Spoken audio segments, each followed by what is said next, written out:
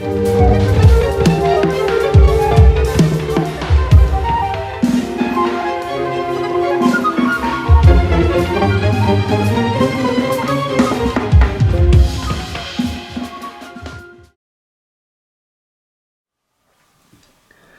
the last part of the video, I'm going to show you some common errors that I often see my students make.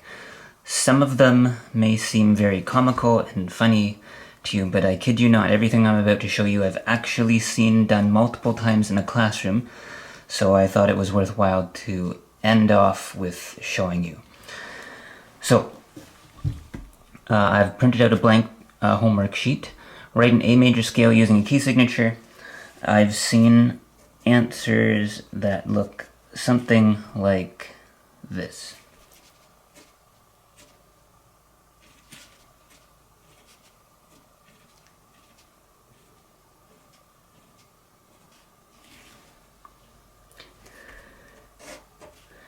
These notes are too close together.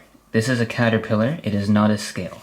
That's not correct. You need to make sure your notes are spaced out properly. That's something I've seen. Something else I've seen looks something like this. Let's say we start the question again.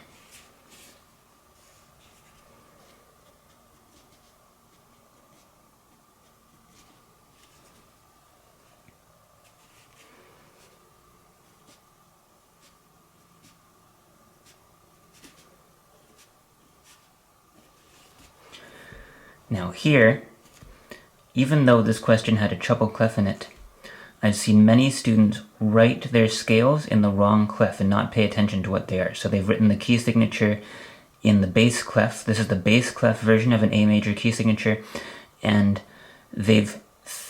thinking that they are in the bass clef, they've written an F sharp accidentally, thinking that this was a bass clef and that this was actually an A.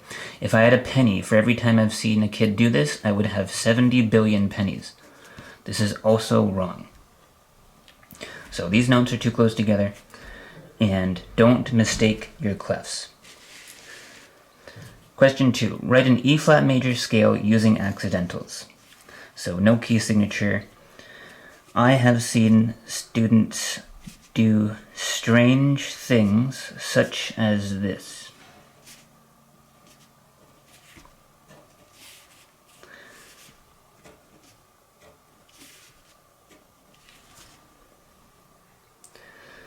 Now, if you think that's right but something looks off, you're right. The accidentals are on the wrong side of the notes, okay? Accidentals always go to the left of the note. This can't even be read by a performer. If a musician is actually reading this, if they get to this E, they've learned that it's an E flat too late, because obviously we're reading from left to right. So, you're probably thinking, I would never do this, but I've seen students do it time and time again. Plus, often students are starting a music theory with this course and they've never actually written music before, level 5. So just remember, accidentals always go on the left. So that would be, of course, marked wrong.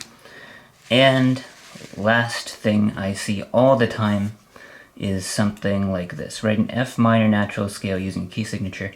Key signature of F minor is 4 flats, and I see this all the time.